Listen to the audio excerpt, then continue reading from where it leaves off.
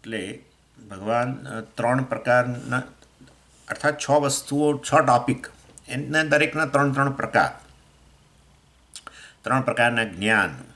પહેલાં ત્રણ પ્રકારના સંન્યાસની વાત કરી, પછી ત્રણ પ્રકારના જ્ઞાન, ત્રણ પ્રકારના કર્મ, ત્રણ પ્રકારના કર્તા, ત્રણ પ્રકારની બુદ્ધિ, ત્રણ પ્રકારની ધૃતિ, અને છેવટે ભાઈ આ સુખની વાત કરે. ત્રણ પ્રકાર એટલે સાત્વિક, રાજસ, તામસ. એટલે આમ તો સુખ એક જ સુખ વસ્તુ એક જ છે, આનંદનો અનુભવ એક જ વસ્તુ છે, પણ કેવી રીતે આનંદ ઉત્પન્ન થાય છે એના આધારે વિભાગ કરવામાં આવ્યા છે. આનંદમાં તામસ, સુખ ને એવું બધું ના. આનંદ એટલે આનંદ, છેવટે તો આત્માનું જ અભિવ્યક્તિ છે ને. આત્મા જે આનંદ સ્વરૂપ છે એની અભિવ્યક્તિ છે, માટે આનંદમાં કોઈ એવો વિભાગ ન કરી શકાય. જેમ કે એવા અગ્નિની ઉષ્ણતામાં ભાગ કરવો હોય તો કેવી રીતે થાય? કશું ના થાય. ઉષ્ણતા, તામસિક ઉષ્ણતા, એવું બધું તો કંઈ થોડું હોય. એટલે ખરેખર આનંદ વસ્તુ જે છે એ તો આત્માની જ અભિવ્યક્તિ છે. આત્મા અભિવ્યક્ત જ છે, પરંતુ સ્પષ્ટ બનવો, એનું નામ આનંદનો અનુભવ. જ્ઞાનીને સ્પષ્ટ થઈ ચૂક્યું છે, માટે હંમેશા આનંદ. સંસારીઓને ક્યારેક એ વસ્તુ સ્પષ્ટ થાય. પેલું રજોગુણ તમોગુણની જે છે, રજોગુણ તમોગુણ જ્યારે શાંત થાય, એના કાર્યો મતલબ ઈચ્છા છે, રાગ જે છે એ રજોગુણમાંથી ઉત્પન્ન થયેલી છે ને વસ્તુ. એને કારણે જે પેલી બેચેની છે, અશાંતિ છે, તાણ છે, ક્યારે વિષય પ્રાપ્ત થશે, અને વિષય પ્રાપ્ત થઈ ગયો તો કામના શાંત થઈ ગઈ, રજોગુણ શાંત થઈ ગયો. રજો રાગાત્મકમ વિદ્ધિ, રજોગુણને કારણે જ રાગ છે. એટલે વાસ્તવની અંદર એ રાગ શાંત થાય, ઈચ્છા પૂરી થઈ માટે, અથવા ઈચ્છા હોય પણ કોઈ બીજા નિમિત્તને કારણે ઈચ્છા થોડેક વખત માટે સસ્પેન્ડ થઈ ગઈ. આ તો થાય જ છે આવું. તો સુષુપ્તિમાં તમે ઊંઘવા ગયા પહેલાં બધી કેટલી ઈચ્છાઓ હતી ને બધી પૂરી કેવી રીતે કરી છે, બધું પલંગમાં પડ્યા આરામ કરતાં કરતાં બધો વિચાર કરીએ છીએ કે આ કેવી રીતે ઈચ્છા પૂરી કરવી, પેલી ઈચ્છા કેવી રીતે પૂરી, વગેરે વગેરે. અને ઊંઘ આવી ગઈ, ઈચ્છા તો પૂરી થઈ જ નથી. તો પછી ઈચ્છા પૂરી નથી થઈ તો પછી ઊંઘની અંદર તો ખરેખર તો બહુ દુઃખ થવું જોઈએ. પણ કોઈ પણ કારણસર ઈચ્છા જો આપણી ભલે ને પૂરી ન થઈ હોય પણ સસ્પેન્ડ થઈ જાય, કોઈક બીજા નિમિત્તને કારણે, જાગ્રત અવસ્થામાં કોઈ બીજું નિમિત્ત હોય, ત્યારે મનને શાંત વૃત્તિ કહેવામાં આવે છે ને, એ શાંત થઈ ગયું. રજોગુણ શાંત થઈ ગયો, અને સાત્વિક વૃત્તિ પણ કહેવામાં આવે છે. અને ત્યારે ખરેખર આનંદ અભિવ્યક્ત થાય, આત્મા અભિવ્યક્ત થાય. ઇનફેક્ટ આનંદ નહીં, આત્મા જ અભિવ્યક્ત થાય. આત્મા જ આનંદ સ્વરૂપ છે, એને કારણે આનંદનો અનુભવ થાય. એટલે આનંદ વસ્તુ જે છે એ તો એનો સોર્સ એક જ છે, અને એ છે આત્મા. પછી એટલે એમાં ત્રણ ભાગ ન હોય કોઈ દિવસ. સ્વરૂપ જ હોય તો પછી એમાં ત્રણ ભાગ કેવી રીતે હોય? એટલે જળની શીતળતામાં ત્રણ ભાગ. કયા ત્રણ? સાત્વિક શીતળતા, રાજસી, એ શું છે? આ તો કંઈ હોતું છે આવું? એટલે પરંતુ કયા પ્રકારે આનંદ, કઈ રીતે આનંદ ઉત્પન્ન થાય છે એમાં વિભાગ ખરો. નિદ્રાને કારણે આનંદ ઉત્પન્ન થાય, અને જ્ઞાન પ્રાપ્ત કરી રહ્યા હોય અને સ્પષ્ટતા આવે તોય આનંદ ઉત્પન્ન થાય. એક સાત્વિક કહેવાય, એક તામસ કહેવાય, એ તો ખરું જ ને. આનંદ બરાબર છે, પણ કઈ રીતે ઉત્પન્ન થયાના આધારે. એટલે સુખ જે છે અહીંયાના ત્રણ ભાગ કર્યા અહીંયા, અને એમાં આપણે સાત્વિક અને રાજસ સુખ 37 અને 38માં શ્લોકમાં જોઈ ગયા છે.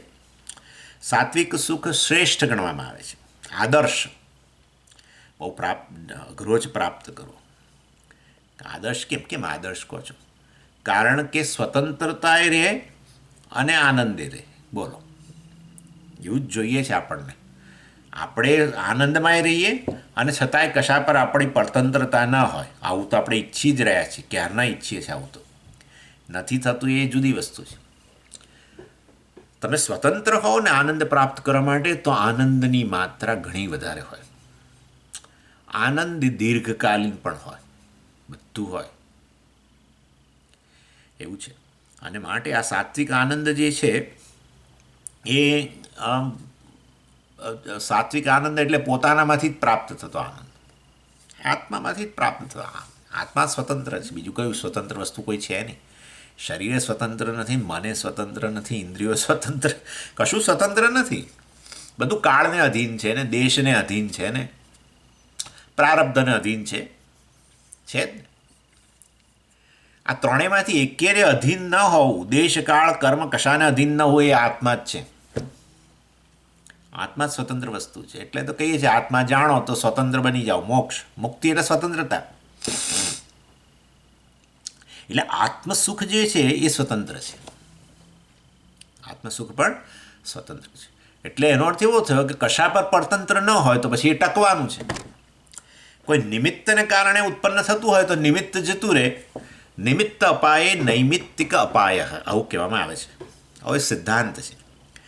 નિમિત્ત જતું રહે તો નિમિત્તમાંથી જન્મેલી વસ્તુ પણ જતી રહે, એવું છે. એટલે દેશ નિમિત્ત બનીને આનંદ આવતો હોય તો દેશ જતો રહે, જગ્યા જતી રહે. દાખલા તરીકે આ તો એક ઉદાહરણ આપવું આપણે કે બીચ પર ગયા ને આપણને આનંદ આવતો હોય તો હવે પછી હવે સાંજ પડી ગઈ, બીચ પરથી ઘરે જવાનો સમય આવ્યો, હવે ઘરમાં આવ્યા તો હવે નથી આનંદ આવતો. આવું હોઈ શકે. કાળને લીધે ઘણી વાર આનંદ, રજા રજા રજા હોય આપણી, એટલે મતલબ કામ કરતા હોય રોજ 8-9 કલાક 10 કલાક કામ કરતા હોય, નોકરી વગેરે, અને હવે આજે રજા છે, રવિવાર, ચાલો સમય, તો રવિવારની કલ્પના આવતા જ લોકોને તો કેટલાકને આનંદ થતો હોય. શનિવાર આવે ને જ આનંદની છોડા ઉડવા માંડે, હાશ આવતીકાલ રજા છે. અને એ રવિવારે પછી મોડા ઉઠવાનું અને શાંતિથી પછી સારું જમવાનું અને ફરવા જવાનું ને આમ ને તેમને ફલાણું ઢીકણું કંઈ પણ. ઇન શોર્ટ, નિમિત્ત અપાય નૈમિત્તિક અપાય. અને કર્મ તો છે જ છે, આનંદ માટે જવાબદાર, એ તો જાણો જ છો. પુણ્ય વગેરે હોય તો સુખ ઉત્પન્ન થાય, પુણ્ય નિમિત્ત બને. એટલે દેશકાળ અને નિમિત્ત એ કર્મ પણ કહી શકો. એના પર આધારિત હોય તો એ આનંદ છે ને લાંબા સમયનો ન હોય, કારણ કે પરતંત્ર છે ને વસ્તુ જતી રહે એટલે જતો રહે. સ્વતંત્ર આત્મા એક જ સ્વતંત્ર વસ્તુ છે, માટે આત્મા જ્ઞાનની સ્પષ્ટતા માત્રથી જન્મતું સુખ હંમેશ માટેનું સુખ છે, નિત્ય સુખ. એટલે જ્ઞાનીઓ હંમેશ માટે આનંદમાં એટલી હસ કરે એવું નહીં હોય. ઘણા લોકોને આવું હોય છે કે આ સ્વામીઓ હસ કરે, એવું બધું ના હોય કોઈ. એ તો ગાંઠ પણ કહેવાય, હસ કરે કશું કારણસર. તમે ક્યારે આવ્યા આશ્રમમાં? હે આ તો કઈ વસ્તુ છે, ગાંઠ પણ છે આ તો. તમે ક્યારે જવાના? હે પણ એ લોકોને કોઈ પ્રકારની ઉણપ ન સાલે. એનું નામ સમજો, ઉણપ. જીવનની અંદર ઉણપ સાલવી. કશું છે, કશું નથી, કશું આવ્યું, કશું ગયું. ઘણીવાર આવે ને ઉણપ સાલે કોઈ વસ્તુ, ઘણીવાર કશું વસ્તુ જાય ને ઉણપ સાલે. આવું ન હોય એ લોકો, કારણ કે આત્મા સ્વતંત્ર વસ્તુ છે ને. બધું અનાત્માના સ્તરે છે. આવવું જવું આ બધું અનાત્મામાં છે. આત્માને ક્યાં જવાનું ને આવવાનું છે? મારે ક્યાંય જવાનું નથી ને આવવાનું નથી, હું પૂર્ણ છું વગેરે, આટલું સ્પષ્ટતા માત્રથી જ એવું સુખ જન્મે. કારણ કે આત્મા જ સુખ સ્વરૂપ છે. એ આ જેવો છે એવો આત્માને જાણવા માત્રથી આનંદ ઉત્પન્ન થાય. સાત્વિક સુખ છે. એટલે પણ સાત્વિક સુખ તો આત્મસુખ સાત્વિક સુખ કેવી રીતે કહેવાય સ્વામીજી? આત્મા તો ખરેખર નિર્ગુણ છે, અને તો પછી આત્મામાંથી જન્મતું સુખ સાત્વિક કેવી રીતે હોય? નિર્ગુણ.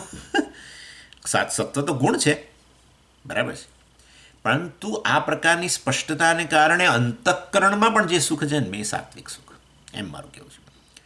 એટલે મોક્ષ બરાબર છે કે હું મુક્ત છું ને માટે મારે મનને કોઈ લાગતું વળગતું નથી, બધું બરાબર. પરંતુ મુક્તિ જે છે એ મુક્તિનો અનુભવ મનમાં પણ થાય જ ને આ પ્રકારે.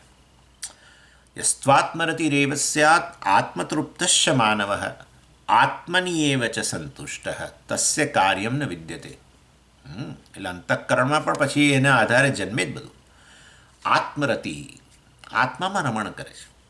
યસ્ત્વાત્મરતિરેવ સ્યાત આત્મતૃપ્તશ્ચ માનવ તૃપ્તિ. હવે આ તૃપ્તિ કંઈ આત્માનો ગુણ નથી, તૃપ્તિ તો અંતઃકરણમાં જ છે. આત્મની એવ ચ સંતુષ્ટ હે. આત્માને જાણવા માત્રથી એને સંતોષ થઈ ગયો, ઓડકાર આવી ગયો, સંતોષનો ઓડકાર. પૂર્ણ છું, બસ. એટલે હું પૂર્ણ છું એ ખ્યાલ ખ્યાલની એ જ્ઞાન માત્રથી અંતઃકરણમાં સંતોષ. પોતાની જાત સાથે રહેવું એનું નામ જ આનંદ, બીજું શું. કોઈ પણ વસ્તુ, કોઈ પણ જ્યારે આનંદ ઉત્પન્ન થાય તમે તમારી જાત સાથે છો, ઇટ્સ ઓલ. વસ્તુ તો નિમિત્ત બને છે તમને તમારી જાત સાથે જોડવા માટે, આટલું જ થાય છે, બીજું કશું નથી થતું. You are with your self, તમે તમારી જાત સાથે છો. એટલે હંમેશા જ્ઞાનીઓની વાત થતી હોય ને ત્યારે આવી રીતે જ વાત કરે. સ્થિતપ્રજ્ઞાના લક્ષણમાં પહેલું જ કહ્યું ને, પ્રજહાતિ યદા કામાન સર્વાન પાર્થ મનોગતાન આત્મની એવ આત્મના સંતુષ્ટ તસ્ય કાર્યમ ન વિદ્યતે. આત્મા પોતાનાથી જ પોતાના સંતોષ છે, એ સ્થિતપ્રજ્ઞનું લક્ષણ કહ્યું. ચાલો, એનીવે, એટલે આ રીતે સાત્વિક સુખ અંતઃકરણમાં આ રીતે સ્વતંત્રતાને, આત્મા સ્વતંત્ર છે અને આત્માને જ્ઞાનથી જેવો છે એવો આત્માને જાણવાથી અંતઃકરણમાં આવો સંતોષ ઉત્પન્ન થઈ જાય, કારણ કે આત્મા પૂર્ણ છે, સ્વતંત્ર છે. દેશકાળ કર્મ કશા પર આધારિત નથી. અને આ રીતે વાસ્તવમાં આ સાત્વિક સુખની વાત કરી, બહુ અઘરું છે પ્રાપ્ત કરવું, તો આપણે જાણીએ જ છે. અને પરંતુ વાસ્તવની અંદર પછી ધીરે ધીરે મનમાં, અંતઃકરણમાં સત્વ હોય ને, સાધન ચતુષ્ટય સંપત્તિને કારણે તો જ્ઞાન થાય, જ્ઞાન જન્મે, આત્મજ્ઞાન. અને આત્મજ્ઞાનમાંથી પછી આ રીતે અંતઃકરણમાં પાછું જે સુખ જન્મે એ સાત્વિક સુખ જ. પછી રાજસ સુખની વાત કરી ભગવાને, એ આપણે ગઈ વખતે જોઈ ગયા કે આ રાજસ સુખમાં બાહ્ય પરિબળો પર સુખનો આધાર. અને એટલે એના કારણે એ શું કરે, હંમેશા એ બાહ્ય પરિબળોને મચડવાનો પ્રયત્ન કરે. સેટઅપ કહીએ ને આપણે, સેટઅપ એટલે પરિસ્થિતિ, બાહ્ય પરિસ્થિતિ. એ બાહ્ય પરિસ્થિતિઓમાં વ્યક્તિઓ હોઈ શકે, વસ્તુઓ હોઈ શકે, વ્યક્તિ વસ્તુ બંને હોઈ શકે, બધું હોઈ શકે. અને એ રીતે એ કેવી, એના મનની અંદર એવું છે કે આવી બાહ્ય પરિસ્થિતિ જો આવી હોય ને, આ વ્યક્તિ આ સ્થાને હોય, આ વસ્તુ આ સ્થાને હોય, અને એવી એ પરિસ્થિતિ નિર્માણ પામી જાય તો મને પછી બિલકુલ વાંધો ના આવે. મતલબ કે હું હંમેશા કમ્ફર્ટેબલ, બહુ જ નિરાંત અનુભવું, આનંદ અનુભવું. એટલે એ વ્યક્તિના સુખનો આધાર બાહ્ય પરિસ્થિતિ પર છે, સેટઅપ બાહ્ય પરિબળો પર છે. ભગવાન કહે છે આ પણ સારું છે, પરંતુ રાજસ સુખ સારું છે, તામસ સુખ કરતાં આપણે જોઈશું એના કરતાં તો ઘણું સારું. પરંતુ ઘણી મુશ્કેલીઓ છે એની અંદર. અને મુશ્કેલીઓ એ છે કે આ બાહ્ય પરિબળ છે ને, એ આપણા હાથમાં નથી. કેમ આપણા હાથમાં નથી? કારણ કે ઈશ્વર છે, એમાં શું કરી શકવાનું. બાહ્ય પરિબળ એટલે જગતને મચડવાથી શું ફાયદો થવાનો છે? જગત આપણી સંકલ્પ પ્રમાણે નથી ચાલતું. આપણી સ્વપ્ન સૃષ્ટિએ આપણા સંકલ્પ પ્રમાણે આખી જન્મી, બધી પરિસ્થિતિઓ આપણે સંકલ્પ પ્રમાણે ઉત્પન્ન થતી ગઈ. એ આપણા હાથમાં હતું, પરંતુ એ ત્યાંય આમ તો હાથમાં નથી દેખાતું. પણ ચાલો, આપણા છેવટે તો આપણા સંકલ્પમાંથી જ આવે છે. પણ બાહ્ય પરિસ્થિતિ, આ જગત, વ્યવહારિક જગત છે, એ તો ઈશ્વરનો સંકલ્પ છે. સો કામયતા બહુશ્યામ પ્રજાએ, સો કામયતા, એણે આ કામના કરી, એણે સંકલ્પ કર્યો, એની માયાવૃત્તિ, માયા થકી સંકલ્પ, માયા ઉપાધિ થકી સંકલ્પ, હું બહુ બની જાઉં, આમ તેમ વગેરે જગત રૂપે અભિવ્યક્ત થતું. એ ઈશ્વરનો સંકલ્પ.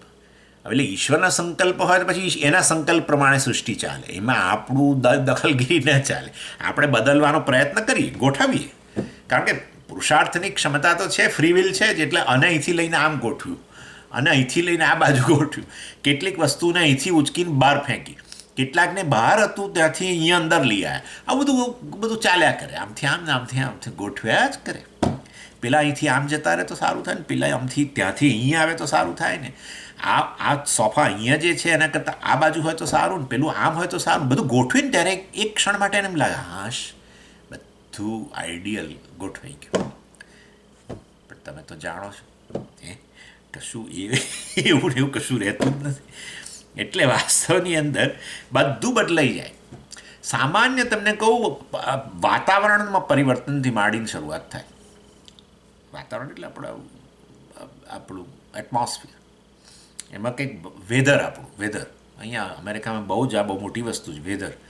કારણ કે બદલાય છે, ઘડીએ ઘડીએ બદલાય. ઘડીકમાં ઠંડો પવન ફૂંકાય, વરસાદ પડે, ઘડીકમાં પાછું આમ ગરમ લાગે. એટલે બિચારા લોકો પછી શું કરે, બધું જોઈને બહાર નીકળે. એટલે વેધર બદલાયો ઘડીએ ઘડીએ. આપણા દેશ જેવું નથી અહીંયા. એટલે આપણને ખબર હોય કે આટલી બધી ગરમી હશે તો મને બહુ દુઃખ, ક્લેશ ઉત્પન્ન થશે. એટલે પછી અમુક પ્રકારનું વાતાવરણ ગોઠવે, એર કન્ડિશન ને ફલાણું દીકરું. એ પણ પછી એનાથી કંટાળે. અને કદાચ વાતાવરણને આધારે પોતાના સુખનો આધાર એના પર હોય તો વાતાવરણ તો કંઈ આપણા હાથમાં રહેવાનું નથી, બદલાય જ. અહીંયા લોકોને, અમેરિકામાં લોકોને પેલું એ લોકોને બિચારાઓને આ સૂર્યનો તડકો અને આ બધું બ્રાઇટ ડે બહુ જ ગમે ને, બધાને ગમે. તો પણ ના રહે, વરસાદ ના પડે પણ તો વાદળિયું જ રહે બધું. એટલે હવે એને કારણે લોકોનું મૂડ પાછું બદલાયા કરે. Peoples mood change. એટલે આ એક સેટઅપ, એટલે આ પ્રકારનો સેટઅપ. ઘણીવાર આર્થિક પરિસ્થિતિ બદલાય. આપણે કંઈ ધંધો વગેરે કરતા હોઈએ તો એમાં બદલાવ આવે. આપણે કદાચ શેરનું કામ કરતા હોય તો એમાં ઘણું બધું ઉથલ પાથલ થાય. આ બાહ્ય પરિસ્થિતિ જ છે, તેના કારણે આપણને અસર થાય છે. બીજો કોઈ બિઝનેસ કરતા હોઈએ તો સ્વામીજી આજકાલ તો બધી એવી વસ્તુઓની સ્કેરસિટી થવા માંડી. કેમ તો કે કશું આવતું જ નથી, બધું બ્લોક થઈ ગયું છે. બધું ડોક પર આવીને પડ્યું હોય પણ અહીંયા નથી આવતું ને, આમને એસેન્શિયલ કોમોડિટી બધું. એટલે કહેવાનો આશય એવો છે કે બાહ્ય પરિસ્થિતિ અને એટલું બધું ફ્રેજાઇલ, એટલે મતલબ કે એટલું બધું આ બાહ્ય પરિસ્થિતિ પર આપણો આધાર હોય ને ત્યારે આપણો આનંદ બહુ જ, તમે જોઈ જ શકો છો કે લોકો એટલે નથી આનંદમાં રહી શકતા. લોકોનો આનંદ તમે જુઓ છો બહુ ક્યારેક જ આવે છે દિવસ દરમિયાન ને જતો રહે છે, કારણ કે બાહ્ય પરિસ્થિતિ પર આધારિત છે. અને બાહ્ય પરિસ્થિતિ એટલી બધી ઝડપથી બદલાય છે. દાખલા તરીકે આ લોકોનો મૂડ સમજો, ઓફિસની અંદર આપણે ઓફિસમાં કામ કરતા હોય, ઓફિસમાં 7-8 કલાક કામ કરતા હોઈએ તો આપણે ત્યાં આનંદમાં રહેવા માંગીએ એ વાતાવરણમાં, તો આપણે લોકોના મૂડને બરાબર ગોઠવીએ. કોઈકને ખુશ કરીએ, કોઈકની સાથે બેસીને ચા પીએ, કોઈકની સાથે નાસ્તો કરીને, આ કરીએ ને તે કરીએ, બધું કોઈકના માટે સારું બોલીએ અને એમ કરીને બધાને ખુશ કરીને આપણને એમ કે ભાઈ આ ગોઠવાઈ ગયું, બધું આનંદમાં રહેવાશે. બીજે દાડે જાઓ ત્યારે પેલું કે ને 13 સાંધો ને 33 તૂટે, એના જેવું છે. પાછું પેલાનો મૂડ બદલાય ને પેલાનો. આમાં તો એમાં એવું હોય પાછું કે તમે બે વ્યક્તિઓનો અંદરનો તો ઝઘડો હોય, તમે એકની સાથે ત્યાં ટેબલ પર જઈને ચા પીઓ તો પેલોનો મૂડ બગડે, કારણ કે એનો દુશ્મન છે. એ પેલાની સાથે જઈને બેસો તો અને ના ગમે, ક્યાં પત્તો પડે. ઇન શોર્ટ, હું એટલા માટે આ બધી ડિટેલમાં વાત કરી રહ્યો છું કે આ સ્થિતિ આપણી જ છે અત્યારે. માની લો છે, માની ન પણ હોય, કેટલાક લોકો બહુ સ્વતંત્ર હોય, પણ છે તો ખરી જ. એટલે વાસ્તવની અંદર આ રીતે બે વસ્તુ છે. બાહ્ય પરિસ્થિતિ પર આપણા આનંદનો આધાર હોય ને, બાહ્ય પરિસ્થિતિ પહેલું તો અનિશ્ચિત છે. અમુક પ્રકારનું અનુકૂળ વાતાવરણ ઉત્પન્ન કરવાની આપણી જે ઈચ્છા છે એ થાય પણ ખરું ને ન પણ થાય, અનિશ્ચિત છે. અને નિશ્ચિત હોય કે હું જેવું ઈચ્છું છું એવું વાતાવરણ ઉત્પન્ન થશે જ, તો ટકતું નથી. બીજી વસ્તુ કે આપણે નિશ્ચિત વાતાવરણ ઉત્પન્ન કર્યું પણ ખરું તો એ આપણા હાથમાં રહેતું નથી. મેં કહ્યું ને, ટકતું જ નથી. એટલે બે વસ્તુ છે, અનપ્રિડિક્ટેબિલિટી, અનિશ્ચિતતા, અને અનકન્ટ્રોલેબિલિટી. કંટ્રોલમાં પણ નથી. પ્રિડિક્ટ કર્યું કે હા હવે આવું વાતાવરણ થશે, મને અનુકૂળ એવું વાતાવરણ ઘરમાં ઉત્પન્ન થશે, કદાચ નિશ્ચિત છે થશે, તો થયા પછી ટકતું નથી પાછું. એટલે એના પર જ્યારે આપણા આધાર હોય ને આપણા આનંદનો, ત્યારે વાસ્તવની અંદર એ જાજુ ટકે નહીં, લાંબો સમય ટકે. પેલું સાત્વિક સુખની સરખામણી કરું છું. અને આ સંબંધોમાંથી આપણે, ખાસ તો આ તમે જુઓ તો સંબંધોમાંથી આપણે સુખ જન્મતું હોય છે, સંબંધોની અનુકૂળતામાંથી. સંબંધો યોગ્ય હોય, દીકરા દીકરી, પુત્ર વધુ, આ તે સાસુ, બધા એ બધા સંબંધોમાંથી સુખ જન્મતું હોય તો એ સંબંધો તમે જુઓ છો એ લાંબા સમય માટે એવા ને એવા અનુકૂળ સંબંધો રહેતા નથી, બદલાયા જ કરે છે વ્યક્તિનો મૂડ. મનુષ્ય જ એકમાત્ર એવો છે જેનો મૂડ સતત બદલાય છે. બાકીના પ્રાણીઓને મૂડ નામની વસ્તુ નથી કોઈ. ક્યારેક એ લોકોની તબિયત પેલી જો ઠીક ન હોય તો એ તમને સહેજ લાગે, પણ બાકી આમ એમનો મૂડ, શરીર સ્વસ્થ હોય તો પછી મૂડ ન બદલાયા કરે. આપણે તો બધું સ્વસ્થ હોય, શરીર સ્વસ્થ હોય તો પણ મન આપણું અસ્વસ્થ બની જાય, એવી સ્થિતિ છે. એટલે મનુષ્ય મૂડી છે એકદમ, એનો મૂડ સતત બદલાય છે, કારણ કે એ પોતાનાથી સભાન છે અને જગતથી પૂરો સભાન છે. અને એના કારણે સહેજ પણ પ્રતિકૂળતા જણાય, મનમાં પ્રતિકૂળતા જણાય કે બાહ્ય જગતમાં પ્રતિકૂળતા જણાય, તરત એનો મૂડ જતો રહે. પ્રાણીઓને એવું કશું છે નહીં. પ્રાણીઓને તો શરીર સારું એટલે બધું સારું, પતી ગયું. એટલે તમે આવો ગાયને મૂડી ને ઘોડાને મૂડી જુઓ ને એવું બધું ના હોય કોઈ દિવસ. એ લોકોનો મૂડ બદલાયા કરતો એવું ના હોય. એટલે આપણું પાળેલું કૂતરું હોય એ હંમેશા બિચારું આમ પૂંછડી પટપટાતું આવે, સિવાય કે એને શરીર ખરાબની દ્રષ્ટિએ. પરંતુ મનુષ્ય છે જેનો માલિક છે, એનો મૂડ તો દિવસમાં કેટલી વાર બદલાઈ જાય, આવું છે. ચાલો, એની એટલે આ બધી વસ્તુઓ બાહ્ય પરિસ્થિતિઓ કહેવાય, ઇન શોર્ટ. અને એના કારણે તમે જુઓ આજકાલ સંબંધોમાં તો હવે તો બહુ ખરાબ સ્થિતિ થઈ ગઈ છે ને. લગ્નના એક જ વર્ષની અંદર છૂટાછેડા. એક જણ મને કહે છે કે એટલે એ ભાઈ કોર્ટમાં કામ કરે છે, તો કહે છે સ્વામીજી કોર્ટની અંદર આજકાલ તમે શું માનો છો, કેવા લોકો બહુ આવતા હશે? મેં કહું આ બધા ઝઘડાવાળા ને બધા જમીનોના ઝઘડા ને આ ઝઘડા ને મિલકતના ઝઘડા ને ભાઈઓ બહેનો ને એ બધા લોકો મિલકતના ઝઘડા હોય બધા કોર્ટમાં જાય. ના, આજકાલ કોર્ટની અંદર કે છે આ બધા યંગ યુવાન અને યુવતીઓ જ બહુ જોવા મળે છે કે સેપરેશનના, છૂટાછેડાના કિસ્સા બધા ઢગલા બંધ, હજારોની સંખ્યામાં. આવી સ્થિતિ છે. ઇન શોર્ટ, સંબંધો એટલે દુઃખી તો થાય જ. સંબંધમાંથી સુખ જન્મવાની આશા હોય, બાહ્ય પરિસ્થિતિ પર આધારિત હોય તો આવું થવાનું છે. એટલે આમ બધા આપણા ત્યાં ન હોવું જોઈએ. આપણા ત્યાં વિવાહના જે સંસ્કારો વગેરે હોય, વિવાહના મંત્રો બધા, ઇન શોર્ટ વિવાહ થતા હોય એટલે એના મંત્રો, એ સંસ્કાર જ છે, પરંતુ વિવાહના મંત્રો બધા મે હૃદયમ તવ હૃદયે એન્ડ તવ હૃદયમ મે હૃદયે. મારું હૃદય તારામાં છે ને તારું હૃદય મારામાં છે. આ બધું મંત્રો બોલીએ ખરા, પણ એક દિવસે એકબીજાના હૃદયમાં કોઈ રહેતું નથી, એવું થઈ ગયું છે. એનીવે, એટલે આ સેટઅપ પર આપણો આધાર હોય ને તો એનાથી ઉલટું થવાની શક્યતા બહુ છે. સેટઅપનું ઉલટું કરો તો શું થાય? અપસેટ. એટલે એવું છે, આ સેટઅપ પર આધાર રહ્યો આપણો તો આ અપસેટ થવાના ચાન્સીસ બહુ છે. ચિન્મયાજી મહારાજ હંમેશા કહેતા કે વ્યક્તિ હંમેશા જે ભવિષ્ય તરફ જોયા કરતી હોય કે ભવિષ્યમાં આવી પરિસ્થિતિ આવશે ને કારણે હું સુખી થઈશ વગેરે આનંદ પ્રાપ્ત થશે, એ બિચારો હંમેશા નિરાશ થતો રહે છે. કારણ કે ભવિષ્ય કે પરિસ્થિતિઓ જે છે એ આપણા હાથમાં હોતી નથી. એટલે એનીવે, તો પછી આ રાજસ સુખનો શું અમારે ત્યાગ કરો? ના ભાઈ, ના ત્યાગ કરશો. રાજસ સુખ બાહ્ય પરિસ્થિતિઓમાંથી સુખ જન્મે એને જન્મવા દો, એના પર તમારો આધાર હોય તોય વાંધો નથી. પરંતુ એટલું જુઓ કે એ બાહ્ય પરિસ્થિતિઓમાંથી જે રાજસ સુખ જન્મે છે એમાં ધર્મનો ક્યાંય તમે ભોગ નથી આપતા. બસ આટલું જુઓ. ધર્મના પાલન કરતાં ધર્મને હૃદયમાં રાખીને પછી સુખ ભોગવો. ધર્મનો ભોગ આપીને વસ્તુઓનું સુખ પ્રાપ્ત કરવાનું, વિષય સુખ વગેરે, બાહ્ય પરિસ્થિતિ એટલે વિષય સુખ જે છે એમાં ધર્મનો ભોગ ના આપશો તો શક્યતા છે કે તમે સુખમાં ધીરે રહીને સ્વતંત્ર થઈ જશો, સાત્વિક સુખ તરફ જઈ શકશો. ધર્મનો ભોગ આપશો તો પછી તમોગુણ તરફ જશો. ચાલો, એટલે આ તો રાજસ સુખની વાત કરીએ. પહેલાં મેં સાત્વિક સુખની વાત કરી. આ બંને આપણે જોઈ ગયા 37 અને 38માં શ્લોક. હવે ભગવાન તામસ સુખની વાત કરે છે. અને એ આપણે શ્લોક વાંચ્યો, યદગ્રે ચાનુબંધે ચ સુખમ મોહનમ આત્મનઃ નિદ્રાલસ્ય પ્રમાદોત્થમ તત્તામસમુદાહૃતમ. આ તામસ સુખ જે છે એમાં બેઝિક ફિલોસોફી આવી છે કે અજ્ઞાન જે છે બસ એ જ આનંદ છે. Ignorance is bliss.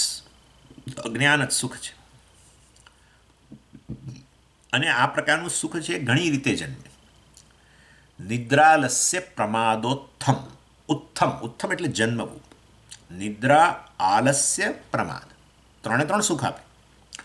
નિદ્રા પણ સુખ જન્મ આવે, આળસ પણ સુખ જન્મ આવે. કારણ કે આળસનો ત્યાગ કરવો ને શરીરને સક્રિય કરો ને એટલે તરત જ ક્લેશ ઉત્પન્ન થાય. શરીરને કંઈ પણ કષ્ટ પડે એટલે તરત ક્લેશ જ જન્મે, આનંદ ના જન્મે. બુદ્ધિને ક્લેશ પડે તોય આનંદ ના જન્મે. દાખલા તરીકે આપણે કોઈ આર્ટિકલ લખવાનો હોય, શરૂઆત જ ન કરી. કેમ શરૂઆત નથી? કારણ કે બુદ્ધિને કષ્ટ આપવું પડે છે. એટલે બુદ્ધિને કષ્ટ આપવું પડે, શરીરને કષ્ટ આપવું પડે, એને સક્રિય બનાવવામાં તરત જ આપણને ક્લેશ જન્મે. આળસ બુદ્ધિને પણ સક્રિય નહીં કરવી, શરીરને સક્રિય નહીં કરવું તો આનંદ જન્મે. અને પ્રમાદ નિષ્કાળજી, કાળજી રાખવાની હોય તો ક્લેશ જન્મે.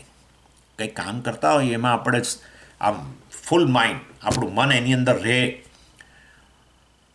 અને તો કાળજીપૂર્વક કરીએ, યોગ્ય કરવાનો પ્રયત્ન કરીએ એટલે ક્લેશ જન્મે જ. નિષ્કાળજી કરી નાખવું, બસ. કશુંક લેવા આપણને કંઈ મોકલ્યા હોય લઈ આવવું, જે એવું આવ્યું અને જે આવ્યું તે, કશું પૂછવું જ નહીં.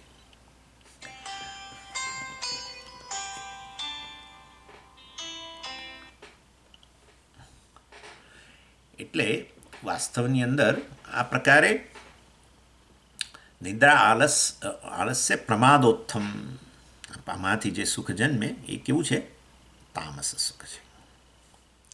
અને આ પ્રમાદમાં તો ઘણું બીજું બધું પણ છે.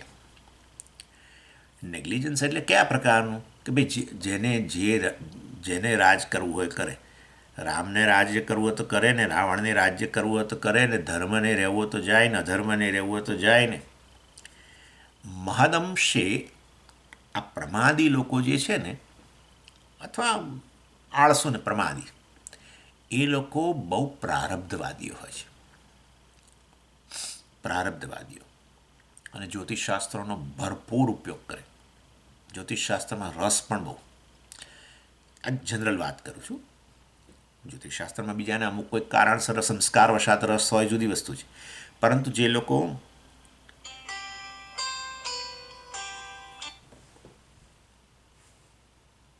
Amma, I will call you. I am having a class right now. I'm sorry, Swamiji. Please call anytime. I will call after just 20-25 minutes. No problem, Swamiji. I'll be home. Okay. Namaskar.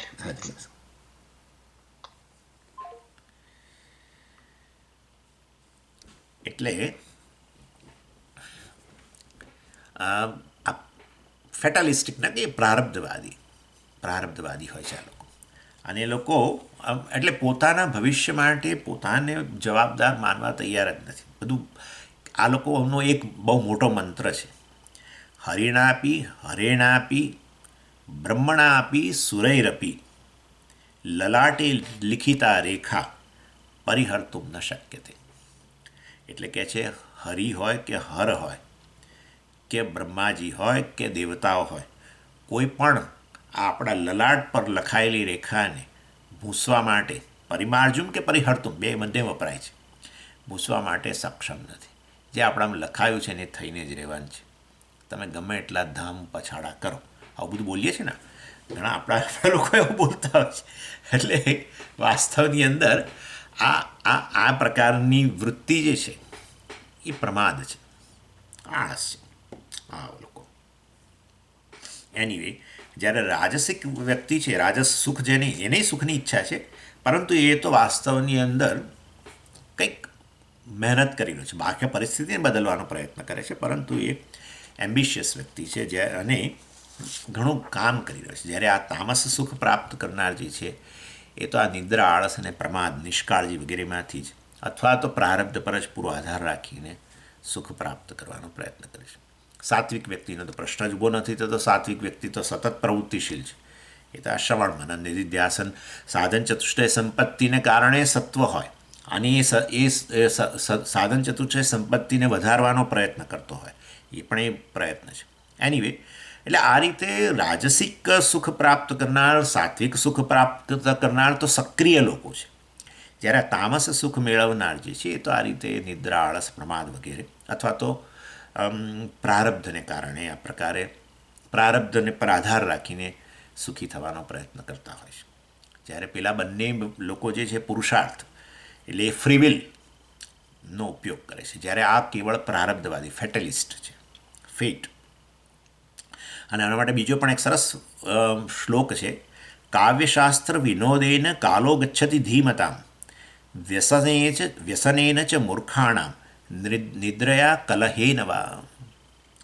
કાવ્યશાસ્ત્ર વિનોદેન એટલે ઉમદા લોકો જે છે, વાસ્તવમાં સાત્વિક લોકો વગેરે છે, એ તો આ કાવ્યશાસ્ત્ર વગેરે દ્વારા પોતાનો સમય વ્યતીત કરતા હોય છે અને અર્થાત એમાંથી આનંદ પ્રાપ્ત કરવાનો પ્રયત્ન કરતા હોય છે. જ્યારે મૂર્ખાણામ વ્યસનેન, મૂર્ખ લોકો જે છે, તામસિક લોકો જે છે, એ આ વ્યસન એટલે પોતાની જે આદતો પડી છે એની પૂર્તિ માટે જ પ્રયત્ન કરતા હોય છે.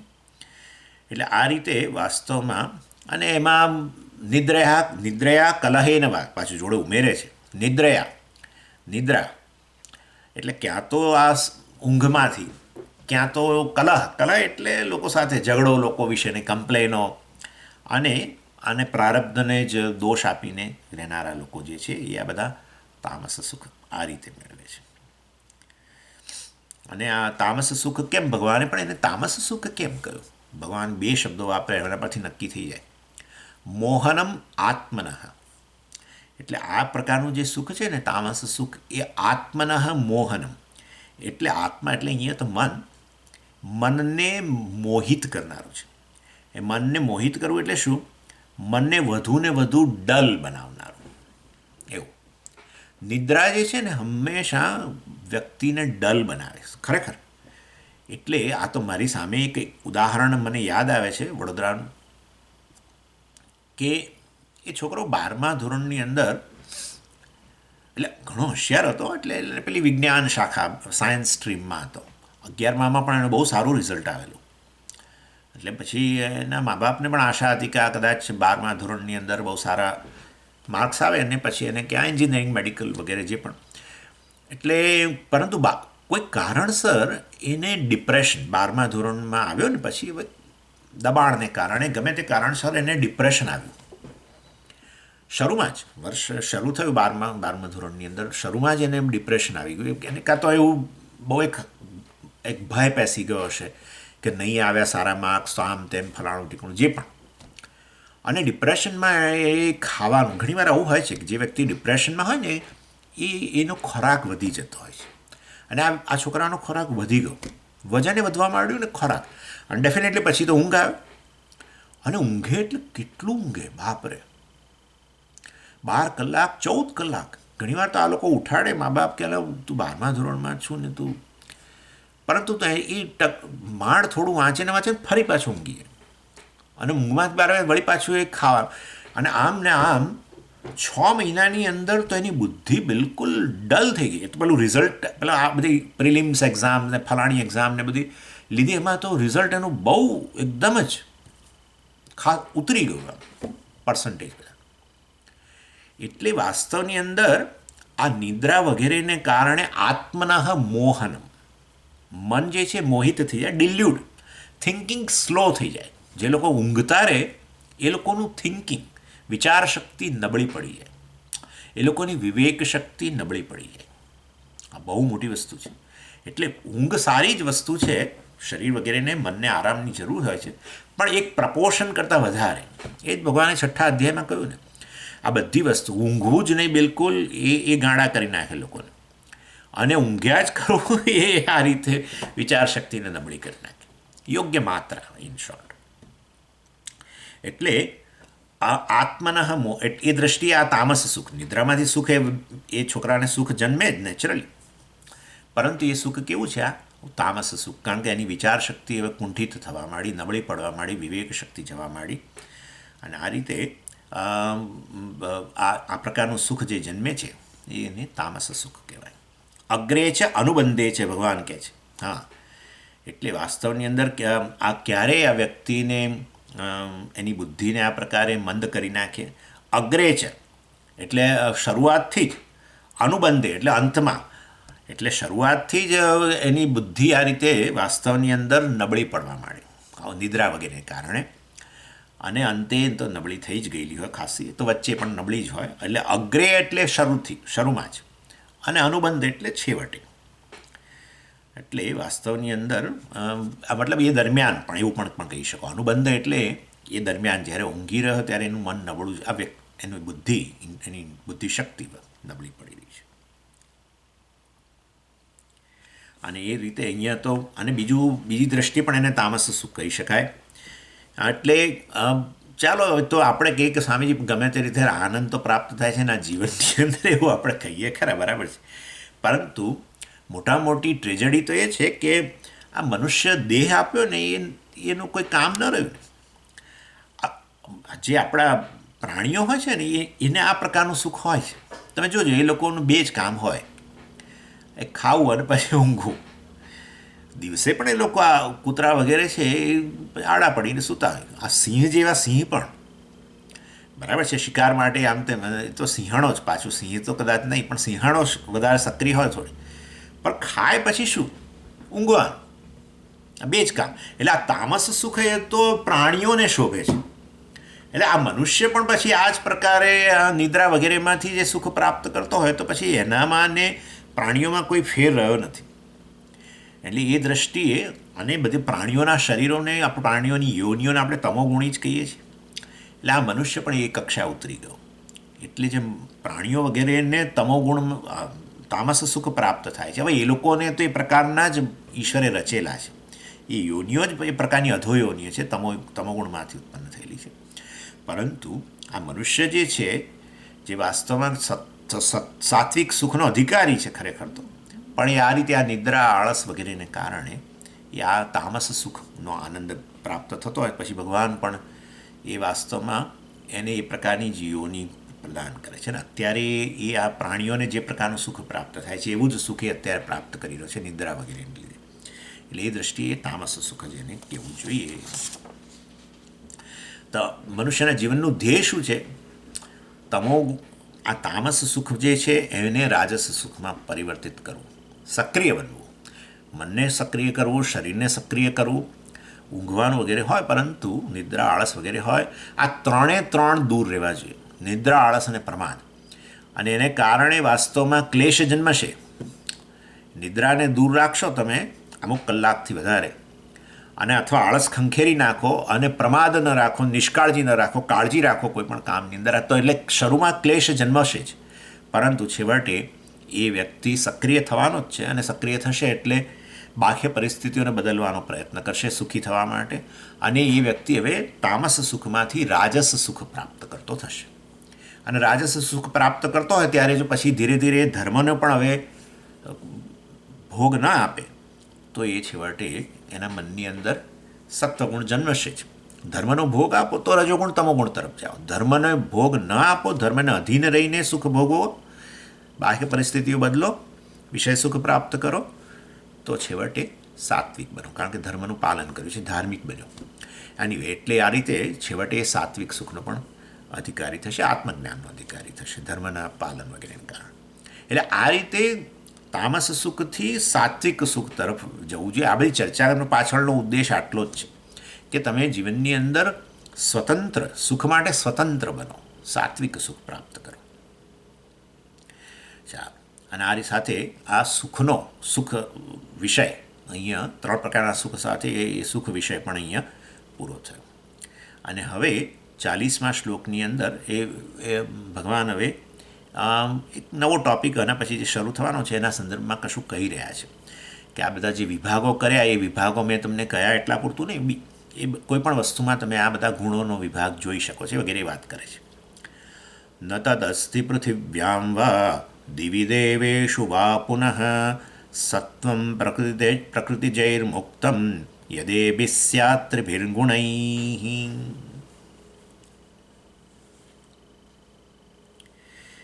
એટલે આ શ્લોકની અંદર કહી રહ્યા છે ભગવાન કે આજે મેં તમને વાત કરી સત્વ રજસ તમોગુણ ના ડિવિઝન, આ બધા પ્રકારના વિભાગ બતાવ્યા પેલા 6 ટોપિકમાં. જ્ઞાનમાં જ્ઞાન 3 પ્રકારના, કર્તા 3 પ્રકારના, સુખ 3 પ્રકારના, ધૃતિ 3 પ્રકારના, કર્મ 3 પ્રકારની, બુદ્ધિ 3 પ્રકારની, આવા બધા આ 6 વિષયો લઈને તમને મેં આ 3 વિભાગ જે વગેરે બતાવ્યા, એ ભગવાન કહે છે એ વાસ્તવની અંદર ખરેખર તો એ તમે આ 6 વિષયો જે મેં તમને કહ્યા એમાં બધા 3 વિભાગ છે એવું નથી. જગતની કોઈ પણ વસ્તુની અંદર તમે આ 3 વિભાગ જોઈ શકો છો. કારણ કે છેવટે જગત કેવી રીતે ઉત્પન્ન થયું છે તો કે આ બધા માયામાંથી ઉત્પન્ન થયેલું છે. અને આ વસ્તુ ભગવાને 14મા અધ્યાયની અંદર પહેલાં કહે છે. અહીંયા અત્યારે હવે ચર્ચા નથી કરતા. ભગવાને કહ્યું કે આ સમગ્ર જગતની ઉત્પત્તિનું કારણ જગત જે છે કાર્ય છે. એ કાર્ય માટે મટીરિયલ જોઈશે, હે ને, દ્રવ્ય જોઈએ. અને દ્રવ્ય માયા છે, બીજું કશું જ નથી, પ્રકૃતિ છે. જે વાસ્તવની અંદર ઈશ્વરની આ માયા કે પ્રકૃતિ છે જે ત્રિગુણાત્મિકા છે એમાંથી જગત આવ્યું છે. માટે જગતની અંદર કોઈ પણ વસ્તુની અંદર આ 3 ગુણો રહેલા જ છે. પછી 3 ગુણોમાંથી કયા ગુણોનો વધારે ને ઓછો ને એ બધી એના કારણે વિભાગ પછી ઉત્પન્ન થાય, એ બરાબર છે. પરંતુ ભગવાન કહે છે કે કર્મ કરતા આ સુખની મેં તમને વાત કરી તે કે આ ધૃતિ બુદ્ધિ આ બધી વસ્તુમાં મેં તમને 3 વિભાગ બતાવ્યા. તો રખે માનતા કે આ 6 વસ્તુમાં જ આ બધા વિભાગ છે, સત્વ રજસ તમસ. જગતની કોઈ પણ વસ્તુ જે છે છેવટે એનું ઉપાદાન કારણ તો માયા જ છે, પ્રકૃતિ છે જે ત્રિગુણાત્મિકા છે. માટે જગતની કોઈ પણ વસ્તુમાં તમે આ એ ગુણોમાંથી જ બનેલી હોવાને કારણે એ વસ્તુ ત્યાં પણ જરૂર જોઈ શકો છો. તો પણ જો બધી જ વસ્તુઓ આમાં 3 ગુણોમાંથી માયામાંથી જ બનેલી હોય તો પછી બધી વસ્તુઓ ત્રિગુણાત્મિક જ હોવી જોઈએ ને, હે. અને આ પણ અમારે 3 ગુણો હોવા જોઈએ ને અમારે 3 ગુણો હોવા જોઈએ ને અમારે 3 ગુણો હોવા જોઈએ. તો પછી બધું 3 ગુણોમાંથી જ બનેલું હોય, મટીરિયલ એક જ છે, તો બધી વસ્તુ એક સરખી જ હોવી જોઈએ. આમાં ભેદ કેમ છે? આ શરીરમાં આમાં ભેદ કેમ છે? આ 3 ગુણોમાંથી બન્યું છે ને આ 3 ગુણોમાંથી બન્યું છે. એક જ મટીરિયલમાંથી બનતી વસ્તુઓમાં વિભાગ કેવી રીતે ઉત્પન્ન થાય? ના જ થવો જોઈએ. મટીરિયલ એક જ હોય, તેમાંથી બનતી વસ્તુઓ બધી એક સરખી જ હોય, પછી એમાં વિભાગ કેવી રીતે આવ્યા? એ વસ્તુ જો કે ભગવાને એનો ઉત્તર ત્યાં 14મા અધ્યાયમાં જ આપ્યો છે. ભગવાને કહ્યું કે 3 ગુણો તો રહેલા જ છે, પણ 3 ગુણોની માત્રામાં ભેદ પડવાને કારણે આ વાસ્તવમાં જે કાર્ય જે છે એમાં વિભાગ ઉત્પન્ન થાય છે. એટલે દાખલા તરીકે તમે પહેલું જ આ જડ વસ્તુઓ લો બધી જગતની, દાખલા તરીકે કોઈ પણ બીજી જડ વસ્તુ, તો એ જડ વસ્તુઓની અંદર એ 3 ગુણો રહેલા તો છે, પરંતુ એમાં તમો ગુણ સૌથી પ્રધાન છે. અને માટે તમોગુણની પ્રધાનતાને કારણે આપણે એને જડ કહીએ છીએ. છે 3 ગુણો ત્યાં પણ, મટીરિયલ 3 ગુણો જ છે, માયા જ છે. દરેકે દરેક કાર્યનું કારણ છે, વટે ઉપાદાન કારણ મટીરિયલ માયા જ છે. માટે 3 ગુણો ત્યાં રહેલા જ છે, પરંતુ 3 ગુણોમાં તમોગુણની પ્રધાનતા હોવાને કારણે લગભગ તમોગુણ વધારે, એટલે બીજી 2 ગુણોની સરખામણીમાં તમોગુણ વધારે હોવાને કારણે એ વસ્તુને આપણે જડ કહીએ છીએ. એ રીતે આ જગતમાં જડ વસ્તુઓ છે, ઘણી બધી જડ વસ્તુઓ છે.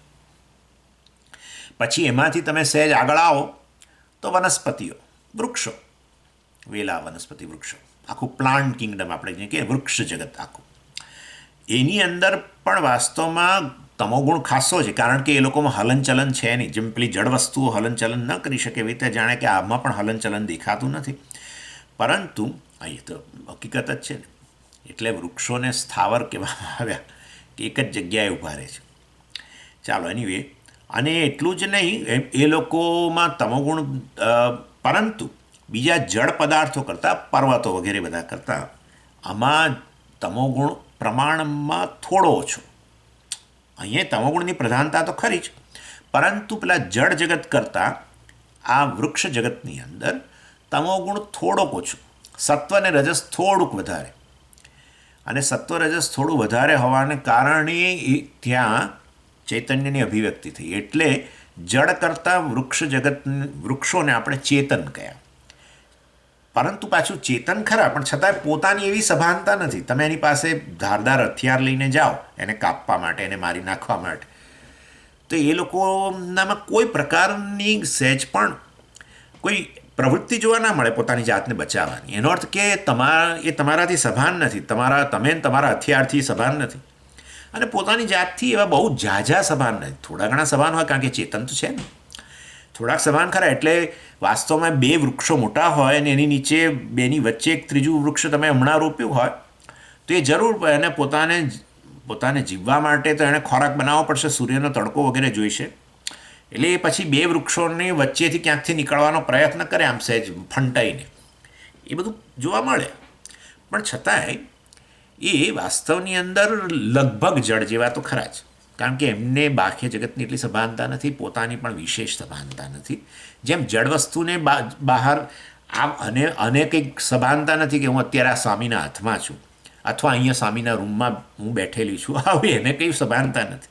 પોતાની સભાનતા નથી ને મારી એ સભાનતા નથી. એટલે આપણે જળ કયા. થોડી ઘણી સભાનતા હોય તો આ વૃક્ષો થોડી. એટલે તમોગુણ પ્રમાણમાં ઓછો પેલા જળ પથ્થરો વગેરે કે પહાડો ને બીજું બધું કરતા. ચાલો એનીવે, એટલે આ રીતે એ તમોગુણ, એટલે ગુણો તો 3 પરંતુ તમોગુણમાં થોડો પ્રમાણમાં ઓછો. અને પછી એનાથી તમે આગળ પ્રાણી જગતમાં આવો તો એમાં તમોગુણ એના કરતાં પણ વૃક્ષો કરતાં પણ ઓછો, સત્વ અને રજસ થોડોક વધારે. એને કારણે એ લોકો બાહ્ય જગતથી સભાન. ગાય હોય તો પછી ગાયની પાસે આવું હથિયાર લઈને જાઓ તો ગાય દોડી જાય, લાકડી લઈને જાઓ તો. એટલે પોતાનાથી સભાન, કે આ મને ઈજા પહોંચાડશે એટલે પોતાનાથી સભાન, આ વસ્તુ મને ઈજા પહોંચાડશે. અને ઘાસ વગેરે લઈને જાઓ તો તરત પાછા નજીક આવે. એનો અર્થ કે આ વસ્તુ મારા માટે અનુકૂળ છે, આ વસ્તુ મારા માટે પ્રતિકૂળ છે. એટલે એ રીતે પોતાની સભાનતા છે અને બાહ્ય જગતની સભાનતા છે. તમારી સભાનતા છે, તમે હાથમાં ઘાસ લઈને જાઓ છો તો નજીક આવે છે, એટલે તમારી સભાનતા છે. લાકડી લઈને જાઓ તો દૂર જાય છે. એટલે આ રીતે પ્રાણીઓની અંદર તમોગુણ જ છે, આપણે મેં હમણાં જ કહ્યું તમને. પરંતુ તમોગુણ પ્રમાણમાં પેલા જળ જગત કરતાં અને પ્રાણી જગત કરતાં, વનસ્પતિ જગત કરતાં ઓછું. સત્વ રજસ થોડોક વધારે, માટે ચૈતન્યની અભિવ્યક્તિ પણ, આમ તો સત્વની કારણે જ ચૈતન્યની અભિવ્યક્તિ, પણ રજોગુણે આપણે ગણવાનો જ જોડે. મલિન સત્વ તો છે જ ને. એટલે એનીવે, એટલે સત્વની થોડું વધારે થોડુંક વધારે પ્રધાનતા હોવાને કારણે ત્યાં બાહ્ય જગતની પણ સભાનતા અને પોતાની પણ સભાનતા. અને એનાથી આગળ આવો તો તમે જાણો છો મનુષ્ય વગેરે, તો મનુષ્યની અંદર તમોગુણ પ્રાણીઓ કરતાં પણ થોડો ઓછો અને સત્વગુણ અને રજોગુણ વધારે. અને એને કારણે એ બાહ્ય જગતથી પણ સભાન, પૂર્ણ સભાન અને પોતાનાથી પણ પૂર્ણ સભાન. અને આ રીતે ભગવાન કહે છે કે આ જગતની અંદર પ્રત્યેક વસ્તુ માયામાંથી જ બનેલી હોય છે, બનેલી છે. માટે દરેકે દરેક વસ્તુ ત્રિગુણ જ છે, પરંતુ એમાં ગુણોનો પ્રપોર્શન, પર્સન્ટેજ વધતા ઓછા હોવાને કારણે આ રીતે કેટલીક વસ્તુઓ જળ છે, કેટલીક ચેતન છે, અને એ પ્રકારનો વિભાગ છે. ચેતનમાં પાછો આવો બધો વિભાગ, વનસ્પતિઓ, પ્રાણીઓ અને મનુષ્યો વગેરે. આમાં બધું બીજા પણ તમે ઉમેરી શકો. પરંતુ આ એક 14મા અધ્યાયમાં જે ભગવાને કારણ કહ્યું આમાં વિભાગનું, એ આ છે. ત્રિભીર ગુણૈ મુક્તમ સત્વમ નાસ્તિ. ભગવાન કહે છે સત્વમ એટલે કોઈ પણ વસ્તુ જે અસ્તિત્વ ધરાવે છે, ચેતન અચેતન જડ વગેરે બધું જ, બંને ચર અને અચર, કંઈ પણ વસ્તુ જે અસ્તિત્વ ધરાવે છે એના માટે આપણે સત્વ શબ્દ વાપરી શકીએ. એના માટે આ રીતે ભાવ શબ્દ પણ વપરાય છે. ભગવાન વાપરે છે ભાવ શબ્દ. ભાવ એટલે ભવતી ઇતિ ભાવ, જે છે, જે અસ્તિત્વ ધરાવે છે, અથવા તો સત્વ. હવે જે છે એમાં જડ વસ્તુ એ આવી ગઈ, પહાડો પથ્થરો વગેરે બધું, અને આ પણ આવી ગયું. એટલે વાસ્તવની અંદર કેટલાક પછી મેં તમને આવું કહ્યું કે તમોગુણને કારણે આ જડ એટલે એમાં સક્રિયતા જણાય. સમજો, તમોગુણને કારણે જડ એટલે આપણે સભાનતાની દ્રષ્ટિ કહી છે. નહીં તો તમે કહેશો સ્વામીજી નદીઓ ને એ તો સક્રિય છે, વાયુ એ સક્રિય છે, આખી પૃથ્વી એ સક્રિય છે, પૃથ્વી પણ કેટલી બધી દોડે છે. તો પછી આ બધી વસ્તુઓ સક્રિય છે તો શું રજોગુણને વધારે છે કે શું ગણવાનું?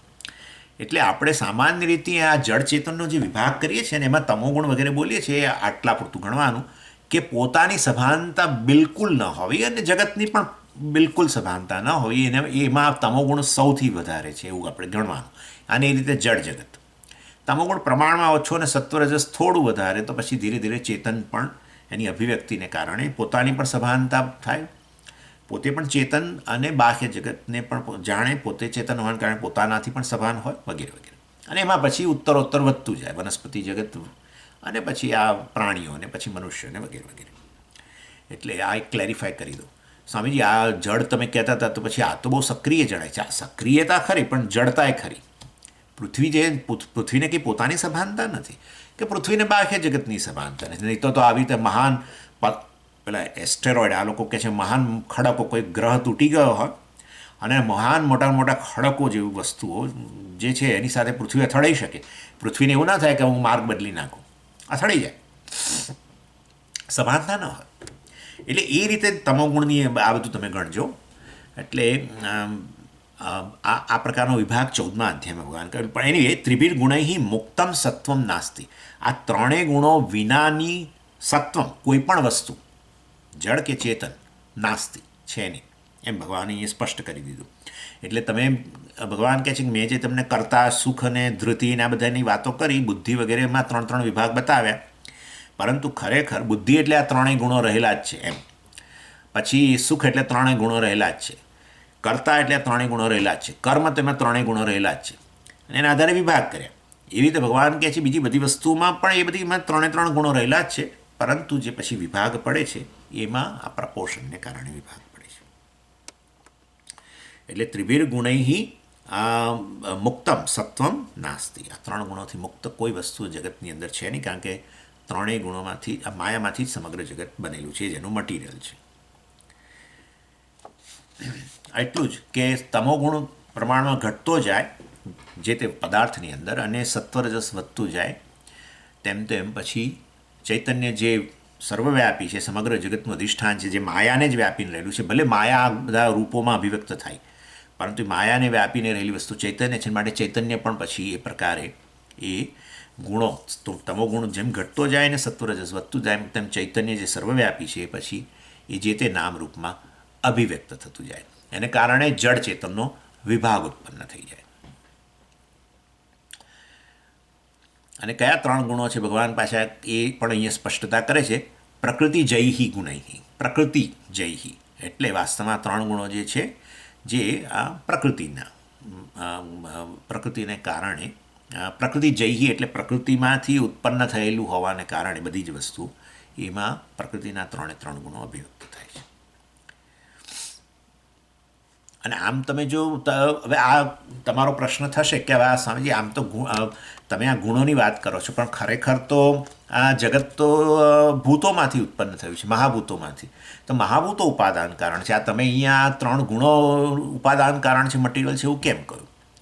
એટલે વળી પાછું આપણે એને સમજાવવું પડે કે વાસ્તવમાં આ બધી જ વસ્તુ મહાભૂતોમાંથી ઉત્પન્ન થઈ છે, પરંતુ એ મહાભૂતો પોતે જ પાછા 3 ગુણવાળા છે, કારણ કે એ માયામાંથી આવે છે. એ જાણો છો તમે. આ ચાર્ટ, તત્વબોધનો ચાર્ટ જો તમને યાદ હોય તો આપણે જોયું હતું કે માયા જે ત્રિગુણાત્મિકા છે એ પહેલાં આ તન્માત્રાઓના રૂપમાં પંચમહાભૂતો, સૂક્ષ્મ પંચમહાભૂતો, શુદ્ધ બધા, આકાશ જે છે, આકાશ, વાયુ, અગ્નિ, જળ અને પૃથ્વી, એ 5 તન્માત્રાઓ એટલે કે 5 સૂક્ષ્મ મહાભૂતો ઉત્પન્ન થયા. તન્માત્રા એટલે કયું? કારણ કે એ આકાશની અંદર બીજું કોઈ મહાભૂતનું અત્યારે મિશ્રણ થયું નથી હજુ, એ રીતે. અને એ જે માયામાંથી આ તન્માત્રા ઉત્પન્ન થઈ એમાં એ આકાશની અંદર 3 ગુણો, વાયુની અંદર 3 ગુણો. અને એટલે એ દૃષ્ટિએ પંચમહાભૂતો જે છે એમાં એ સાત્વિક આકાશ, રજસ આકાશ અને તમસ. એટલે સાત્વિક મહાભૂત જે ખરો તન્માત્રા આકાશ, પછી સાત્વિક તન્માત્રા જે છે સાત્વિક અંશ, વાયુનો સાત્વિક અંશ, આકાશનો સાત્વિક અંશ ને અગ્નિનો સાત્વિક અંશ ને આ બધાના સાત્વિક અંશ પાછા ભેગા થયા અને એમાંથી અંતઃકરણ ઉત્પન્ન થયું. અને પછી સાત્વિક અંશ જે તે મહાભૂતના એમાંથી ઇન્દ્રિયો, જ્ઞાનેન્દ્રિયો પણ ઉત્પન્ન થઈ. એટલે પછી એ રીતે જગત ઉત્પન્ન થતું ગયું. અને 5 મહાભૂતોના તામસ અંશ ભેગા થઈને પછી 5 સ્થૂળ મહાભૂતો ઉત્પન્ન થયા અને એમાંથી પછી આ ભૌતિક જગત આવ્યું. એટલે છેવટે આવ્યું છે માયામાંથી જ, અને માયામાંથી આવ્યા પંચમહાભૂતો, પણ પંચમહાભૂતોના આ સાત્વિક, રાજસ અને તામસ અંશ જે છે એ ભેગા થવાને કારણે જ પછી તો બધું ઉત્પન્ન થયું. રાજસ અંશ છે આ 5 મહાભૂતોનો રાજસ અંશ.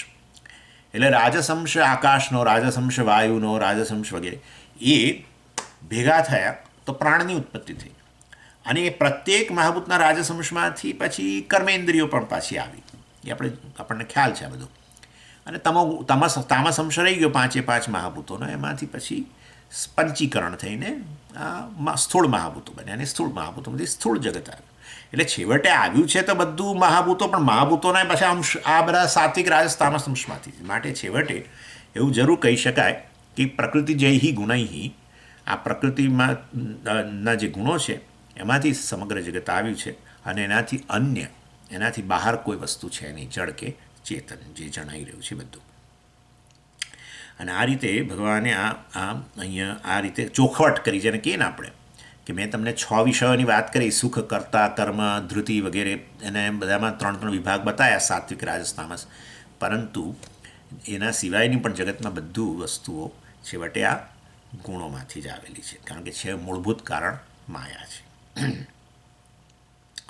અને એ રીતે ભગવાન કહે છે અહીંયા પૃથિવ્યામ વા, એટલે પૃથ્વી પરની કોઈ પણ વસ્તુ. આ ચોખવટ કરે છે વધારે પાછી જગતમાં. એટલે પાછું શું એટલે કે પૃથિવ્યામ વા એટલે પૃથ્વી પરની કોઈ પણ વસ્તુ હોય, દિવી દેવેશુ વા, દિવી દેવેશુ એટલે આ દિવી એટલે દિવ એટલે સ્વર્ગ, સ્વર્ગમાં રહેલા દેવતાઓ વગેરે જે છે, અર્થાત અને એ સ્વર્ગમાં રહેલી બીજી અન્ય વસ્તુ, વિષયો બધા, એટલે કે દેવતાઓના શરીરો વગેરે, અને એ લોકો જે ઉપભોગ કરે છે બધા વિષયો. એટલે 14 લોકની અંદર જે પણ છે ચેતન, પણ બધા દેવતાઓ હોય કે આપણે અહીંયા પૃથ્વી પર આ મનુષ્ય લોકો હોય, બીજા શરીરો હોય. એટલે જે તે લોકમાં જે તે શરીરો ધારણ કરનારા બધા જીવો અને બધા વિષયો, બધી જ વસ્તુ, આખા લોક, બધી જ વસ્તુઓ શેમાં આવી છે? આ 3 ગુણોમાંથી જ આવી છે, એવું ભગવાને અહીં કહી દીધું છે. એનાથી અન્ય, એનાથી બહાર, મુક્તમ એટલે એના વગરનું આ કોઈ પણ વસ્તુ નથી. સત્વમ એટલે બધું આવી ગયું ભાઈ. સત્વમ એટલે જે અસ્તિત્વ ધરાવે છે, એટલે એ દેવ શરીર હોય કે દેવતાઓના ભોગ્ય વિષયો હોય કે સ્વર્ગલોક હોય કે બ્રહ્મલોક હોય કે કંઈ પણ, 14 લોકમાં જે પણ વસ્તુઓ છે જે અસ્તિત્વ ધરાવે છે, બધું જ આ ગુણોમાંથી બનેલું છે. અને એ દ્રષ્ટિએ ભગવાન કહે છે એટલે એ રીતે મનુષ્ય પણ જે છે એ પણ આ 3 ગુણોથી જ સંચાલિત છે. મનુષ્યનું શરીર મતલબ મન, બુદ્ધિ, બધું, કારણ કે મેં હમણાં કહ્યું ને એ બધું બન્યું છે ગુણોમાંથી. એટલે આ ગુણોથી જ સંચાલિત છે. એટલે આપણા વિચારો છે, આપણી પ્રવૃત્તિ છે, આપણા કર્મો જે છે, આપણી વર્તણૂક જે છે, આપણા શબ્દો જે છે, આ બધું ગુણોથી જ સંચાલિત છે. એટલે કેટલાક તમે જુઓ છો અત્યંત કડવી ભાષા વાપરતા હોય છે, કેટલાકના મન મતલબ કે અત્યંત કડવા હોય છે, કેટલાકની ભાષા ઘણી સારી હોય છે, મીઠાશ હોય છે, બસ સત્વપણું, કારણ કે છેવટે પાછું મન. એનીવે, એટલે આપણી બિહેવિયર હોય, આપણા વિચારો હોય, આપણા કર્મ હોય, આપણા શબ્દો હોય, આ બધું આત્મા સિવાયનું બધું, આત્મા સિવાયનું બધું એટલે આ અનાત્મા. ઇનફેક્ટ એ અનાત્મા જે છે પ્રપંચ આખો શેમાંથી આવે છે? 3 ગુણોમાંથી ને એનાથી જ સંચાલિત છે. કારણ જ કાર્યનું નિયંત્રણ કરે, અને આ રીતે વાસ્તવમાં 3 ગુણોથી સંચાલિત છે. એટલું જ કે એમાં મનુષ્યને શક્યતા છે કે એ બદલી શકે. પોતાનું અંતઃકરણ તમોગુણવાળું હોય તો એને રજોગુણી બનાવી શકે, સત્વગુણી બનાવી શકે. એવી પસંદગી, ફ્રીવિલ આપવામાં આવી છે મનુષ્યને. બીજા બધાને તો એવી સ્વતંત્રતા નથી. આ 40મા શ્લોક સાથે આ રીતે ભગવાને આ પેલી છે 6 વસ્તુ હતી, સુખ, ધૃતિ વગેરેને એના 3 વિભાગ છે, એ ચર્ચા પૂરી કરી. અને 41મા શ્લોકથી પછી નવો ટૉપિકની ચર્ચા કરે છે, એ આપણે આવતી વખતે જોઈશું. ઓમ પૂર્ણમદઃ પૂર્ણમિદં પૂર્ણાત પૂર્ણમુદચ્યતે પૂર્ણસ્ય પૂર્ણમાદાય પૂર્ણમેવાવશિષ્યતે. ઓમ શાંતિ શાંતિ શાંતિ. હરિ ઓમ. શ્રી ગુરુભ્યો નમઃ. હરિ ઓમ.